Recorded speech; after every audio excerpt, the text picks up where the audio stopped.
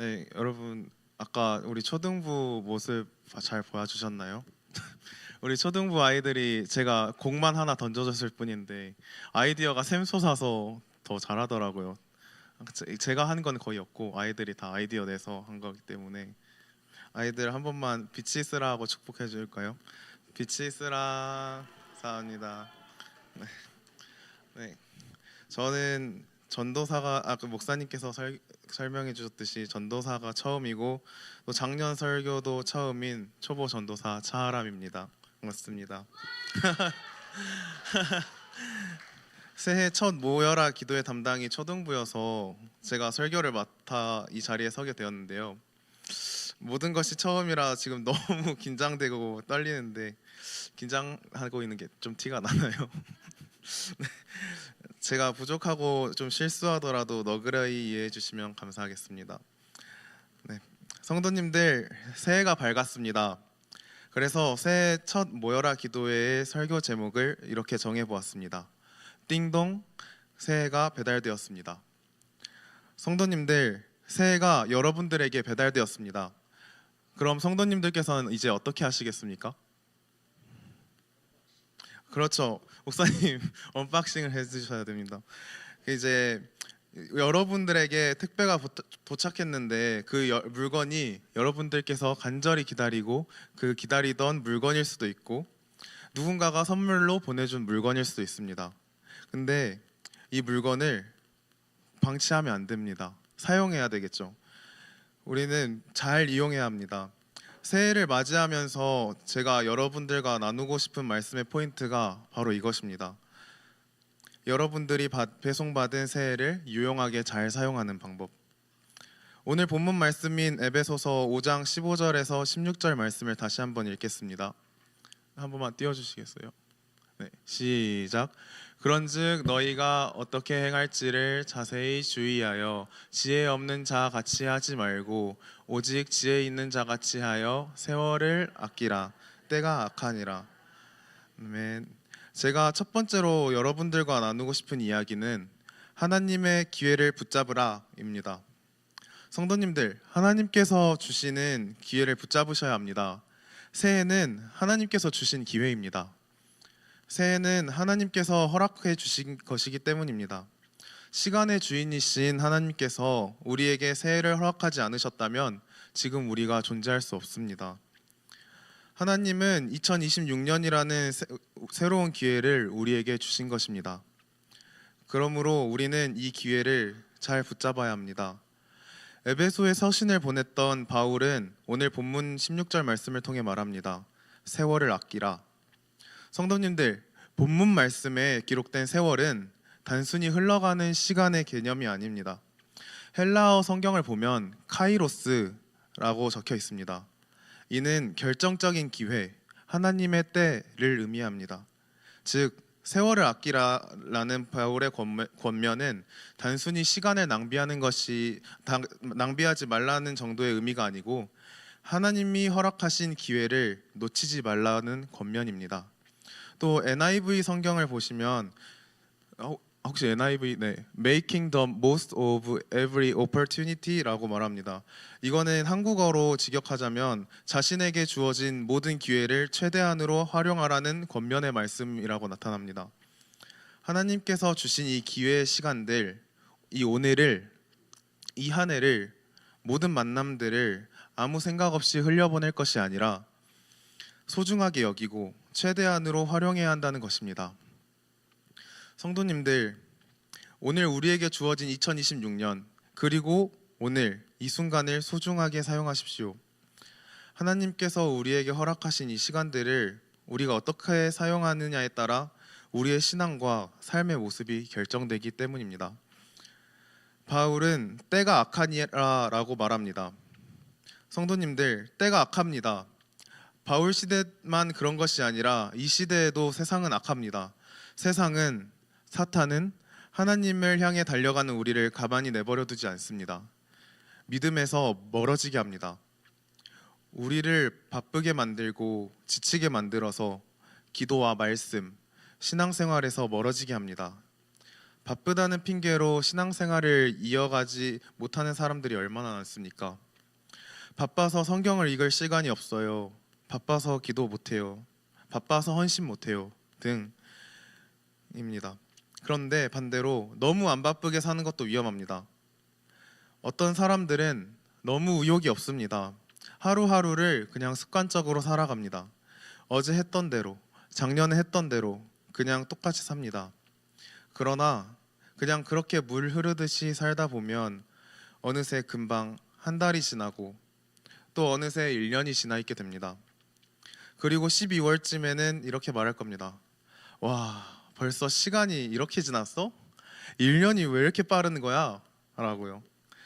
내가 정말 하나님이 주신 기회를 잘 활용하려는 의지를 가지고 하나님 앞에 바로 서지 않으면 사탄에게 이끌려 죄의 길로 들어가게 될 뿐더러 시간을 허비하게 된다는 것입니다. 그래서 바울은 말합니다. 너희가 어떻게 행할지를 자세히 주의하여 지혜 없는 자 같이 하지 말고 오직 지혜 있는 자 같이 하여. 여러분들과 나누고 싶은 두 번째 내용이 바로 이것입니다. 행함에 있어 지혜롭게 하라. 여기에서 말하는 지혜는 단순하게 머리가 좋다고 해서 똑똑하다고 해서 가질 수 있는 것이 아닙니다. 지식이 많은 것과는 전혀 다른 이야기입니다. 지혜는 하나님의 뜻을 분별하며 살아가는 태도를 의미한다는 것입니다. 오늘 본문의 뒷말씀인 에베소서 5장 17절 말씀에도 이렇게 말하고 있습니다. 그러므로 어리석은 자가 되지 말고 오직 주의 뜻이 무엇인가 이해하라. 성도님들, 나의 뜻, 나의 의를 세워가며 내가 하고 싶은 대로 사는 것이 아니라 내 뜻대로 하고 싶더라도 잠시 멈추고 하나님의 말씀을 그 속뜻을 생각하며 하나님께서 원하시는 방향으로 우리는 나아가야 한다는 것입니다. 그러면 어떻게 하나님 뜻대로 살 수 있겠습니까? 바로 말씀과 기도입니다. 말씀과 기도는 우리 신앙생활의 기본이자 중심입니다. 말씀을 가까이 하지 않으면 우리 삶의 기준이 흐려지고 기도를 하지 않으면 우리는 하나님의 뜻을 알 수 없습니다. 그러므로 우리는 말씀을 읽는 시간을 더 늘려야 합니다. 기도의 시간을 더 늘려야 합니다. 의미 없이 그냥 흘러보내는 시간들을 줄이고 그 대신에 거룩한 시간은 의도적으로 늘려가야 합니다. 또한 그 말씀을 삶으로 살아내기 위해 우리는 노력해야 합니다. 어떻게 노력하느냐? 바로 순종입니다. 에베소 말씀을 쓴 바울의 삶은 순종이 무엇인지 잘 보여줍니다. 바울의 삶을 들여다보면 순종, 그리고 또 순종이었습니다. 부르심 앞에서 바울은 항상 주님, 제가 무엇을 해야 하나요? 라는 질문이었습니다. 성도님들, 바울이 하나님께 이방인들의 사도로 쓰임을 받을 수 있었던 이유는 그저 바울이 완벽했기 때문이 아닙니다. 그저 하나님 말씀에 바울이 철저히 순종했기 때문입니다. 예수님을 믿는 사람들을 박해하던 열정이 하나님께로 향하니 박해하던 그 열정이 하나님을 향한 순종으로 변화되었지 않습니까? 바울이 사람들을 박해했던 이유는 사람이 약했기 때문이 아니었습니다. 자기 확신 속에서 자신의 눈과 귀를 닫았기 때문입니다. 하지만 이런 바울도 다메섹 도상에서 예수님을 만나며 눈을 열고 닫았던 귀를 열기 시작했습니다. 그랬더니 어떻게 되었습니까? 하나님의 말씀에 귀를 기울이고 자신의 뜻과 다르더라도 방향을 바꾸어 하나님께서 원하시는 방향으로 행동하지 않았습니까? 그래서 저는 순종을 이렇게 정의하고 싶습니다. 내가 옳다고 생각하는 것을 끝까지 밀어붙이는 것이 아니라 하나님의 뜻 앞에서 잠시 멈추고 듣고 방향을 바꾸는 것, 이것이 바로 순종입니다. 2주 전에 주일에 교역자 회의가 있었습니다. 이때 담임 목사님께서 1월 2일이 초등부 모여라 기도회니 그때 부임 설교까지 같이 해보자고 말씀하셨습니다. 조금 전에 말씀드린 것처럼 저는 사역 경험이 전혀 없는 초보 전도사입니다. 그래서 부임 설교를 해야 한다는 목사님의 말씀에 가슴이 철렁 내려앉을 것만 같았습니다. 엄청난 부담감을 느꼈었습니다. 하지만 목사님께서 말씀하시는데 못하겠습니다, 못합니다 라고 할 수 없더라고요.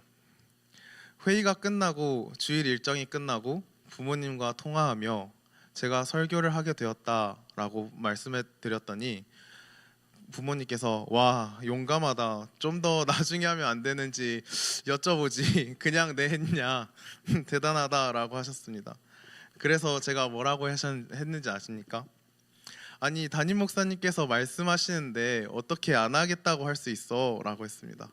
그러자 어머니께서 말씀하셨습니다. 너는 어쩜 아빠랑 똑같냐? 아빠 닮아서 애가 거절을 못하네. 순종의 은사가 있네. 하나님께 순종 잘하겠다라고 하셨습니다. 성도님들, 제가 진짜로 순종의 은사가 있는 것 같습니다. 제가 진짜 거절을 못하거든요. 그런데 하나님 말씀에 순종하는 것도 그런 것 같습니다. 하나님께서 말씀하시는데 우리가 어떻게 감히 못하겠습니다, 안 하겠습니다 라고 말할 수 있겠습니까? 하나님이 말씀하시면 무조건 순종해야 하는 거 아닙니까? 성도님들, 하나님의 말씀에 대한 순종은 내 조건, 내 능력에 있지 않습니다. 비록 내가 부족하다고 해도 순종하면 됩니다. 내가 많이 부족해서 기대에 못 미치는 결과를 낸다 해도 순종하면은 하나님께서 기뻐하십니다. 왜냐하면 부족한 나를 들어서 사용하시는 분이 바로 하나님이시기 때문입니다. 이미 내가 부족하다는 것을 하나님께서는 너무나도 잘 아시는데도 저를 사용해 주시는 거잖아요. 그래서 순종은 부담이 아니라 은혜입니다. 부족한 나를 써주시는 하나님의 은혜입니다.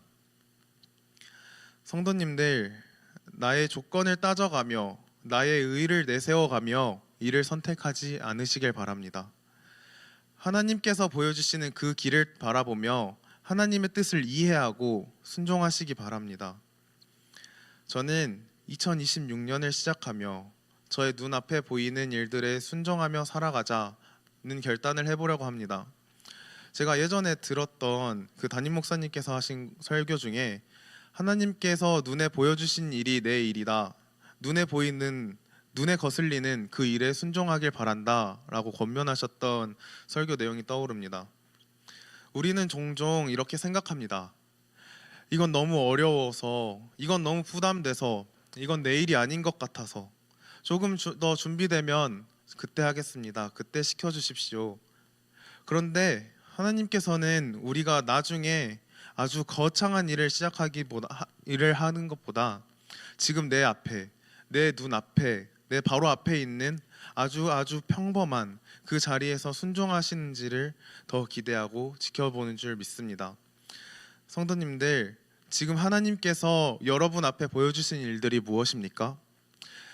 누구는 가정에 맡겨진 역할일 수도 있고, 직장에서 감당해야 하는 일들일 수도 있고, 또 교회에서 누군가를 섬기는 자리일 수도 있습니다.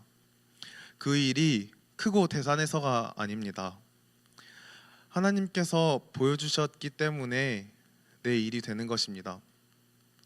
하나님께서 주신 기회를 순종으로 붙잡는 성도님들이 되시길 바랍니다. 말씀을 맺겠습니다.